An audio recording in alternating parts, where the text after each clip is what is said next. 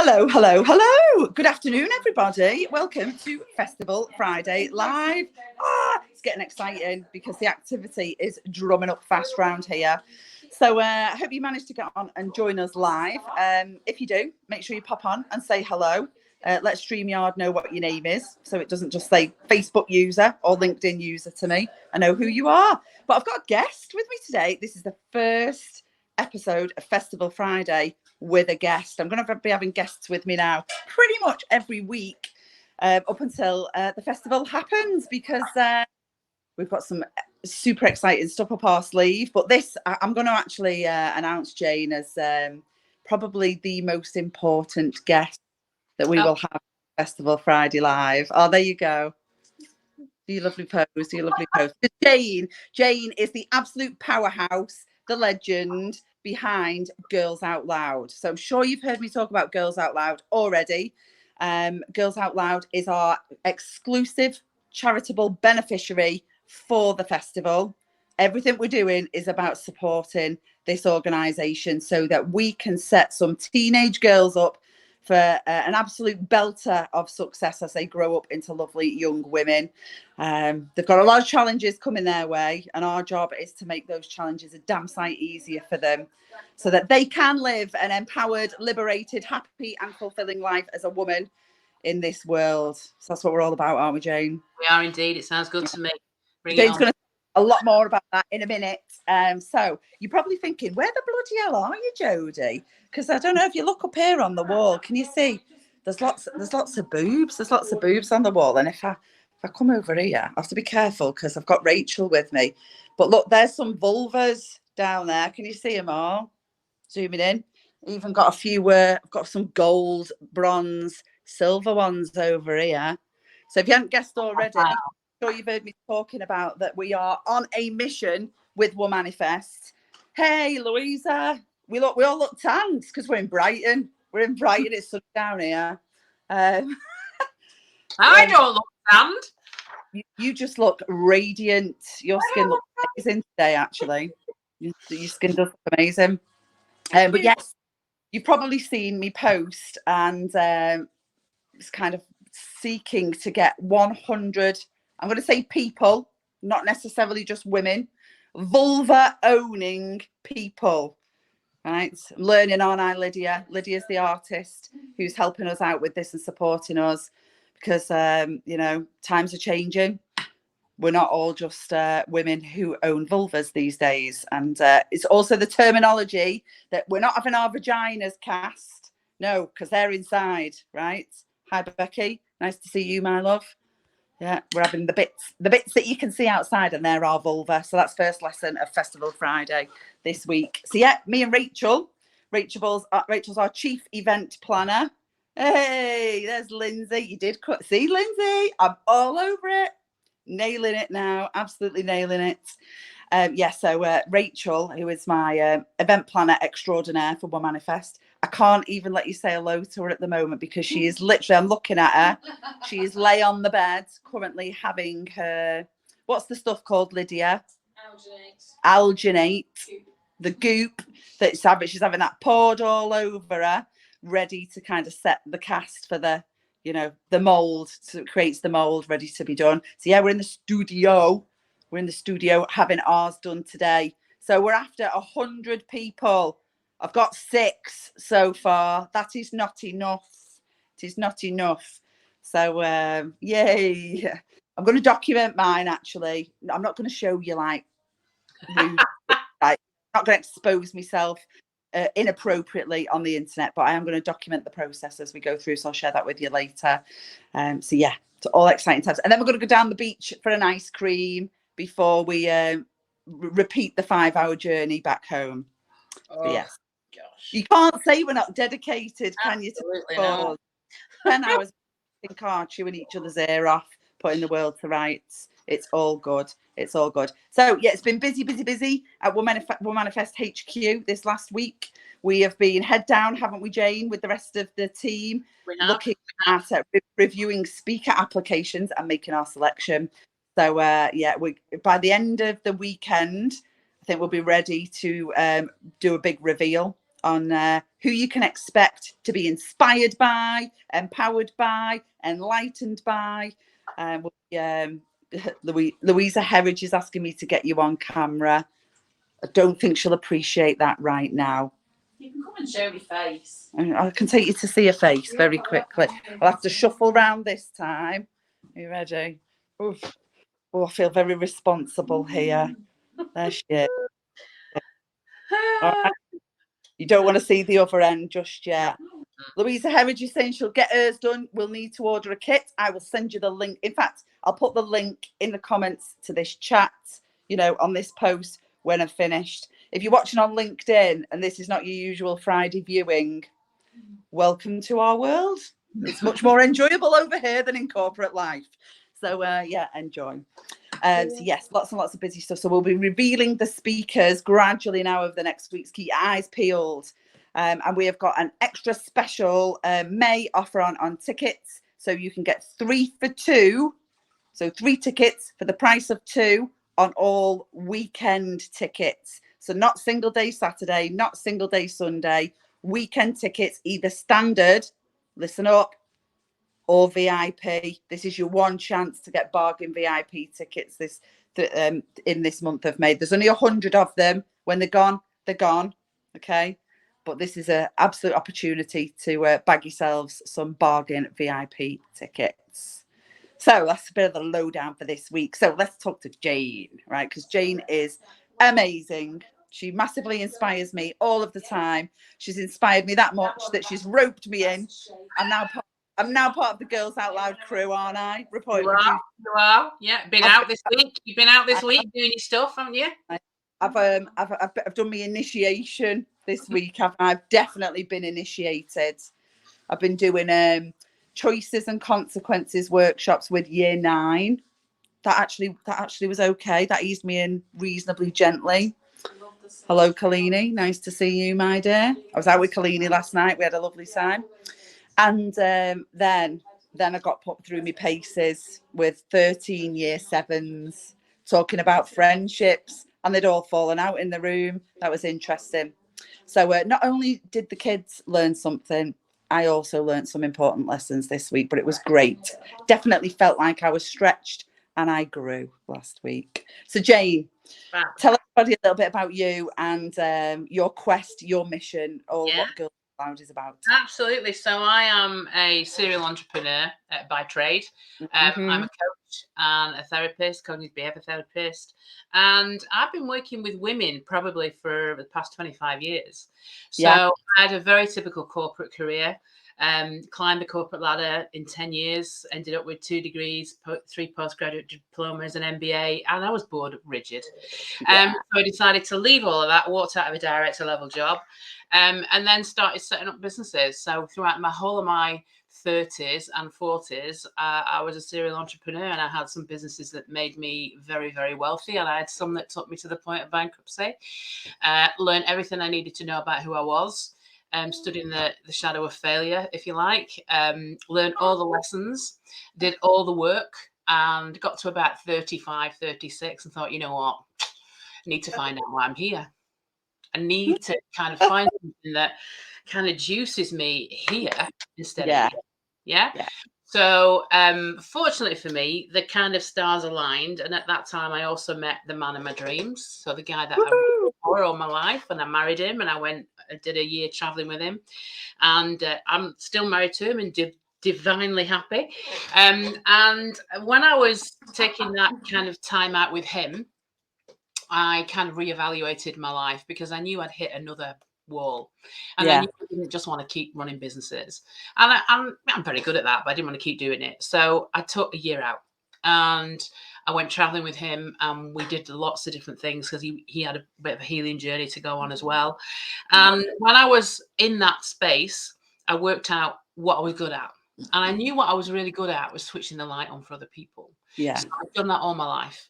And, I would go into a company as a consultant and I would end up as a mentor. So I knew that was something that I was good at. And so I decided to train to be a coach. And so while I was off in that 12 months, I did a I did cognitive behavior therapy. I did NLP. I did hypnosis. You know, if it had like anything like, you know, to do with personal development, I did it. And I came back after it. I didn't last a year. Well, you won't be surprised. I lasted 6 months, and I came back and I set up a coaching practice. And this was at the very beginning of the coaching revolution. So like everybody's a coach now, aren't they? Yeah. But this was at the very beginning of the coaching revolution in the UK. And so I attracted lots of women to my practice, powerhouse women that I used to think, what do you need a coach for? You are amazing. Yeah. And then I scratched the surface and I asked the key questions, and I saw all the guilt fall out, and I saw all the fear and the lack of confidence and the imposter syndrome that we now know all coming out, leaking out everywhere. So I started working with women.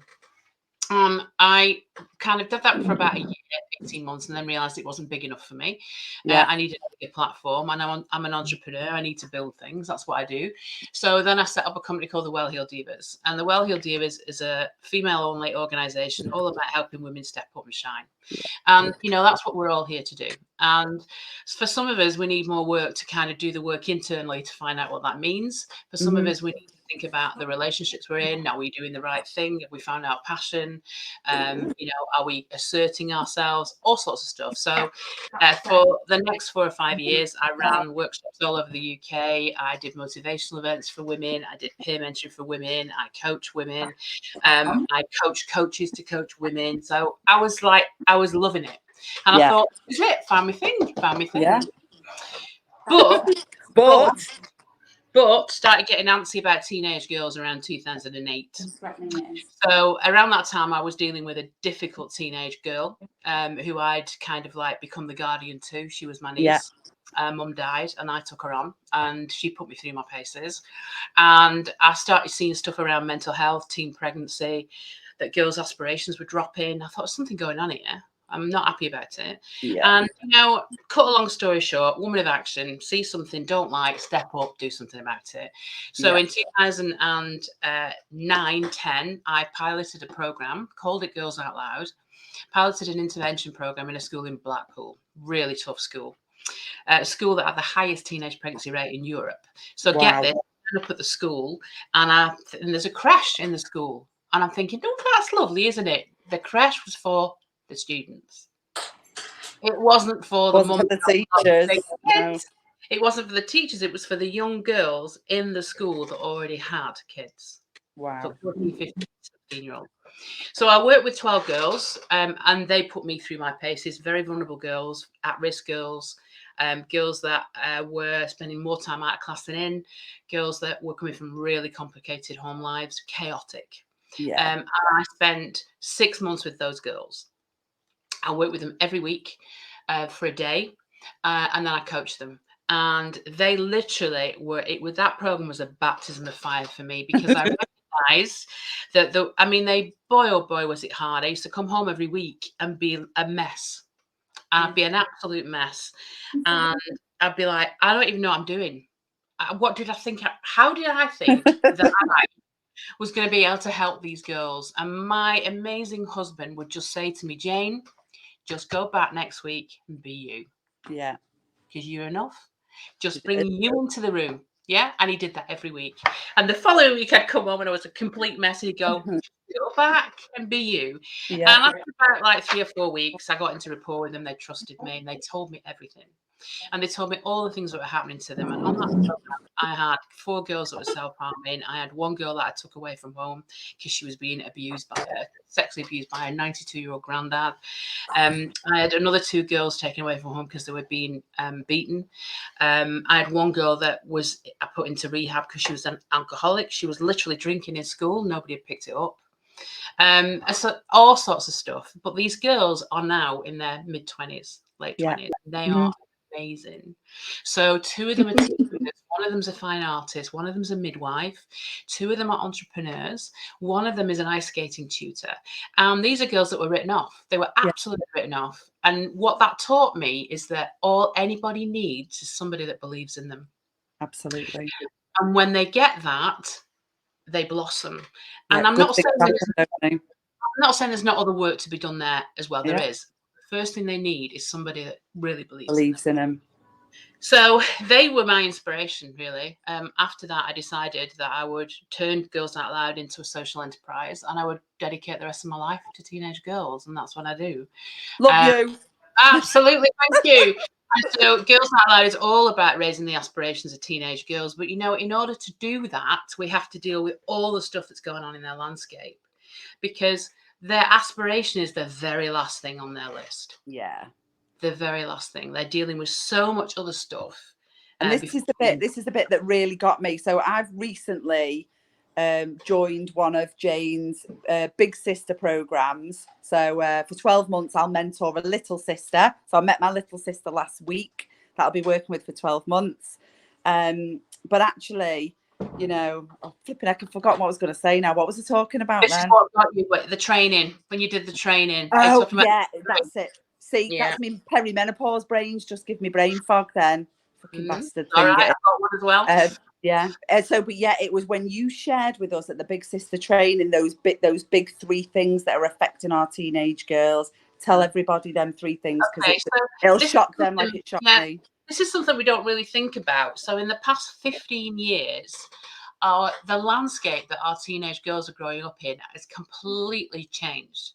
And it's changed because of 3 main things. And the 4th one's coming down the track. But the first one is smart technology. Yeah. So this isn't just about, she's on Facebook a couple of hours a day. This is addiction to that smartphone. Mm-hmm. This is, my life's on this smartphone. I do everything on this smartphone. I'm not just on 24/7 social media platforms. I'm talking to people on this platform. You might be just sat next to me. I'm still talking to them on those platforms. Some girls are spending up to 14 hours a day on that technology. So, not only is it affecting how they feel about themselves, because all of that technology is telling them that they're not good enough. The Insta feeds are telling them they don't look the way they're supposed to look.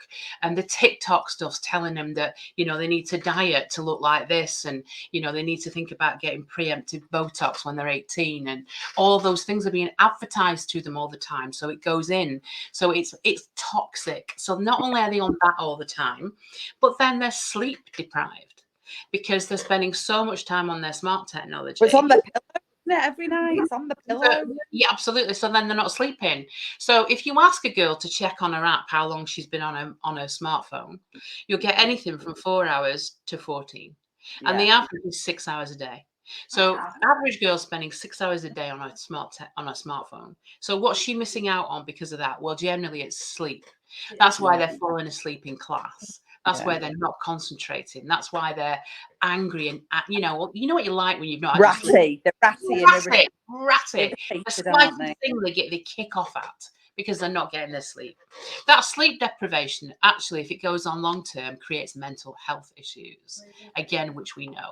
So that's the first game changer. The second game changer is reality TV. Again, we don't think about this, but reality TV kicked in around the same time, about 15 years ago. And reality TV is toxic to girls. It's absolutely toxic. It targets girls. So over 80% of all reality TV is targeting young girls. So it gives them some very clear messages. So the first research has been done into reality TV about 4 years ago now, and it showed that there are 6 messages that girls get from reality TV. The first is that everything about me, my key value is the way I look. Yeah. So I have to look good. I have to look hot. I've got to kind of like have the right skin and the perfect hair and the right eyebrows and the right lips, and I've got to wear the right things, and I've got to be liked by all the boys and and the girls in some cases. So it's all about that hot monitor. Yeah. So that's the first message to get. The second message to get is that their physical characteristics, i.e. their legs, their bum, their boobs, their skin, their hair, their teeth, all these things are never enough. Yeah. So they have to constantly keep updating them. So it's not just about, having one Botox. It's about having permanent Botox. It's not about having your lips done once. It's about constantly having them done. It's about having your teeth getting whiter and whiter and whiter. It's about your hair getting bigger and bigger and bigger. It's never good enough. These girls that are on reality TV make a profession out of what they look like, don't they? Yeah. That's the second thing. The third thing is that sex is just a currency that you exchange for power. Yeah. Okay. So you think about all these reality TV shows, it's all about getting the boy. And when you've got the boy, even if you like him or not, you have sex with him. Because the other thing is, the other message is it's acceptable to have sex with a stranger. That's what reality TV is about, and those are the messages. And then the final two. The first is that the world is very competitive. Yeah. So you're always going to be competing. You're always going to be competing for space, for social media positioning, for likes. The way you look, who you're dating, who's sponsoring you, endorsing you. It's a competition, and you're Yeah. always going to fight. And the final thing is, the answer to everything. If you're having a down moment or things aren't working out, the answer to everything is just to buy something. Yeah. Yeah. So that's what reality TV is teaching our girls. Now, a lot of big sisters, when we have this conversation, some of them are like, oh, God, I don't think I believe that. And I say to them, right, well, go home and watch one edition of one of these programs. With this in mind, Yeah. and put it up to that program and see, tick, tick, tick, see that that's actually happening. The third game changer is the one that nobody wants to talk about. And that's the fact that we've mainstreamed porn. Yeah. This was one that got me as a mum to 3 teenage girls. And since I've spoke to mums of boys and they've like shit their pants, Jane, when they've realised. Yeah. So we've took it off the top shelf. We did it very quietly. We're not even consciously aware that we've done it. But when we talk about it, you'll go, oh my God, yeah, we have. So, when I was growing up, that porn used to be something that we giggled about, and we might have found a magazine under our brother's, bed. And we were like, oh my God, that was it. Yeah, we had 4 channels on the TV. We never saw anything on TV. The only time I ever saw nudity was on iClaudius. Yeah, do you remember that? Yeah, or bouquet of barbed wire. I'm really showing my age now. But we never saw anything. So now we have porn everywhere. We have it on. We have it on soap operas. We have it on every single drama that we watch. Boys have got it on their phone constantly. It's in gaming technology. So it's absolutely everywhere. And that is influencing our teenage girls in terms of what they should look like. So they all want to look like porn Barbie. It influences the way they behave because the boys are in control of what they're asking for, and they're asking for what they see on porn. And porn is not particularly kind to women. Okay, it's not kind, it's exploitative. So the boys are addicted to porn by about the age of 11. Most boys tap into porn at least 3 times a day on their mobile phone, and then ask the girls for pictures, and then ask the girls for nudes. My daughters, they get asked all the time, and that's because their mates and then mock them completely. Yeah, because absolutely. What have you seen? What her fanny's like? Yeah, or the boobs. Moving. Yeah, hence why we have vulvas in the background. So all of that's going on in school every day. So 1 in 3 girls are sexually harassed in school every day. And it's like a hidden shame. Yeah. Because the schools don't know what to do about it. We're all waiting for somebody else to do something about it. The girls aren't talking about it. Or if they do, they talk about it as being normal. Well, that's what happens in this school, miss. We're always getting that. It's unacceptable, but it's all going on all the time. So we've normalized this stuff. We've normalized it. But we don't know that this is where they're getting the cues from. So when they do sex ed in school, they laugh. They laugh at it because it doesn't mean anything to them. It's not. It's not relevant in any way. So far removed from everything else, isn't it? And the fourth one that's coming down the track, which I will be talking about at training from this point on, is drugs. Yeah. So the drug culture in schools, and how easy it is to access drugs. It's easier to get drugs than alcohol, and the county line stuff. They're being recruited in to sell it, so they get it for free. So all of that's going on as well, and that's not just the domain of poor areas. That's going on in our very posh, independent schools as well. So that's the landscape. And then we're going and saying to them, "Oh, do you want to be a nurse? Oh, do you want to go to college and be a lawyer?" They're not even there yet because they're dealing with this stuff. Yeah. And unless we can help them see a different way and show them a different way and allow them the space to talk about this so that we can support them and talk about it in a non-judgmental space, that they're not going to get told off for it. And, you know, they can have this person, this mentor, this big sister, or a coach for the girls that are really in trouble. We ain't going to make any difference anytime soon. No. So we've got a big job on our hands, haven't we? We have got a big job on our hands. We have. You know, thank God for fabulous women like you. And you. Yeah, I'm, you know, I'm right behind you. You're the one who's driving in the driving seat with all of this and making it happen.